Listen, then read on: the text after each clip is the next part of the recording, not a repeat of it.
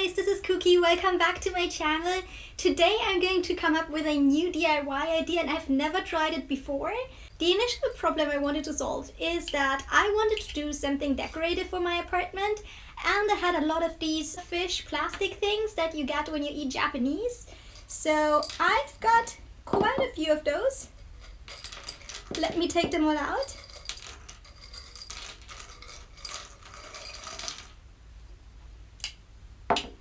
There are those tiny ones and the larger ones. I got the tiny ones, and don't worry, there was no actual soy sauce in these ones, so they're clean.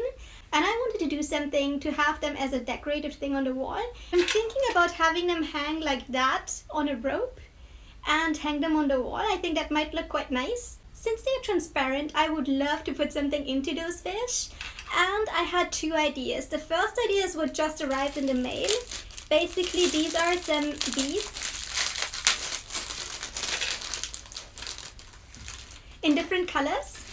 So I want to fill the fish with these beads, and with some luck one fish will fit all of these beads on one string. Option number 2 is very futuristic. As you know, I love reusing things and I love making pom-poms. So as a result of that, in all the years that I've been making pom-poms, I've been left with a lot of pom-pom leftovers. As much as that, and they look lovely, like all these colors put together, but I had no idea what to do with those, so I think I'm going to start filling these fish with some of those. We're going to see which option works out nicer, this or the beads, and then I will see how to move forward from there. I'm very excited about this project because it means I can reuse a lot of things that I had anyway. The only thing that I got were the beads over here. Besides that, these and those things were something I had lying around and didn't know what to do with them, so I'm looking forward to giving them a new life, and I can't wait to see what it will look like. Let me start with one of these beads, maybe the blue one, so you can see it better. I've had to open them up on one side first, and now fill them into the little fish. One thing you have to pay attention to is that the beads aren't too large for the opening. Since I'm using the tiniest soy fish that I could find, the opening is very tiny. If you use the larger soy fish ones, it won't be an issue, I think. But for the little ones, you really have to make sure that you measure out the opening and make sure that the beads you're using fit inside. Yay!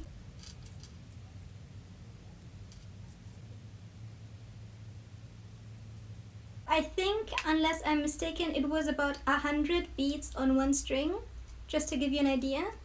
And it fills up the fish pretty nicely. Then don't forget to put on the little lid. And the first fish is ready to go. Personally, I understand things much better if I can see them up close. For that reason, I'm showing you an up-close version of how I put the beads into the little fish.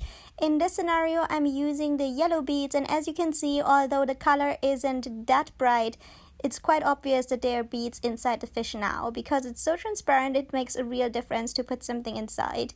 And as you can see, it actually works quite easily. You just have to push them inside a few at a time. Don't put in too many, otherwise it will be blocked and nothing moves downwards. So just go about 10 to 20 beads at a time. Push them into the little fish and keep moving along the string. I'm not sure yet how many of these fish I'll be making, so I just got enough colors for a couple of these fish. My idea is to have a different color per fish. So I bought all the colors that I could find at one store.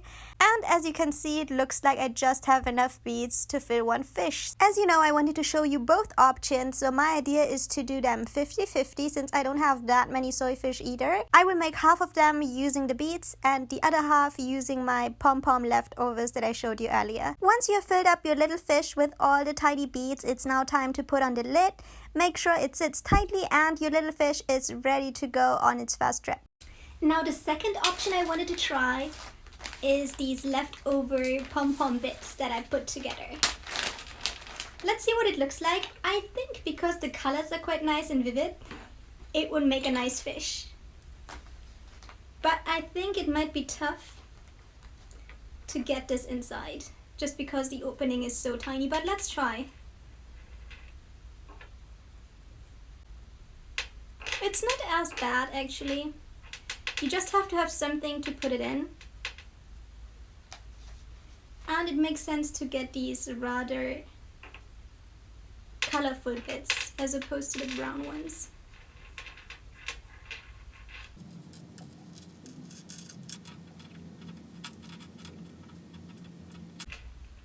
The other thing you should keep in mind while doing this is that once it's inside, it's very hard to get out again. So if your aim is to try something out, just beware that unless it's the beads, it will be quite tricky to get it out of the fish unless you want to cut it open. In this case, I'm quite satisfied actually. I like how the colors come out very differently inside the fish. It looks a bit fun and different. So here's one of these fish, which is full with pom-pom bits. Make sure to put in the cap in the end, and both fish are ready. And now I've only got 20 more to go. I was thinking about having them hanging like that and maybe have a string like this long.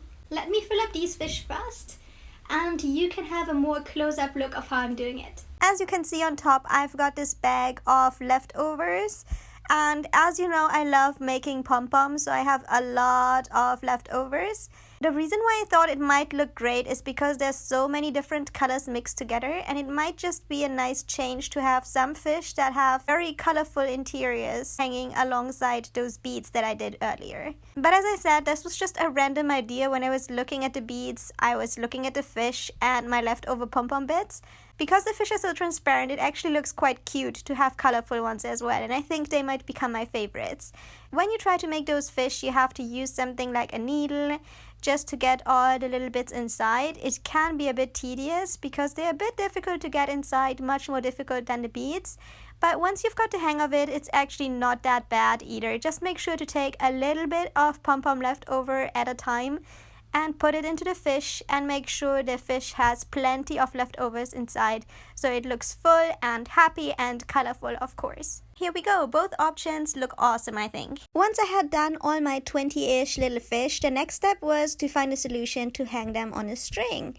Since I have a lot of leftover yarn, I decided to use 3 different colors. These are my favorite colors, by the way, to make that fish garland string. What kind of string you use is completely up to you. You could have used a much thicker string and not done anything to it, but I thought 3 colors look quite cute. That's why I went for this option. The last part of my fish garland soy sauce project was to put the little individual soy sauce fish onto the string that I had just created. That is actually much more time consuming than I thought, because you have to put up each one individually. You have to make sure the distance of each strand that you're putting on is exactly the same as the previous one. With a bit of patience and most importantly a ruler, you should get there. If you want to do it like I did, just take turns with the 3 different colors of yarn that you chose previously and attach each of the little fish onto the piece of yarn. Make sure to check quite often using a ruler that you actually kept the same distances throughout.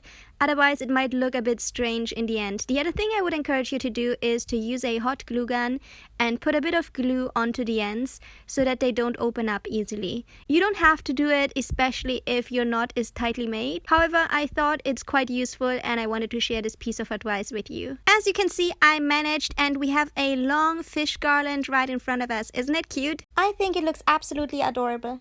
And here's my end result. I don't really know how to show you, but as you can see, I managed to get all these little fish onto that string. It was quite time consuming, I have to admit, but I quite like the end result, and I think I'm going to mount it onto the wall, maybe right behind me, just to get some summer feel. Here is a close-up view of what it looks like. If you're wondering what on earth did she do this for, well, I really wanted to have some decoration and I wanted to have something that gives me a summer vibe. So I thought these little fish might be the perfect solution to give me a beach feel right at home. Here another up-close view, and as you can see, the beads and the little pom-pom bits do look quite different, and it makes for a nice twist to use 50-50 of each. These are actually my favorite colors, red, orange and yellow. So you will see those colors pretty often, rest assured. I hope you loved watching this video. It was a lot of fun to make these little things, although it was time consuming as I already said, but it was absolutely worth it and I would completely do this again if I had to. If you've enjoyed watching this video, please give it a thumbs up and leave me a comment in the comment section below. This is something I just made up by myself. I was looking through what I had. I only bought a few beads and all the rest was basically stuff I had lying around anyway. If you'd like to see more recycling videos of things I've got lying around, let me know. I'd be happy to provide you with many more ideas. And I'm looking forward to seeing you in my next video. See you! Bye!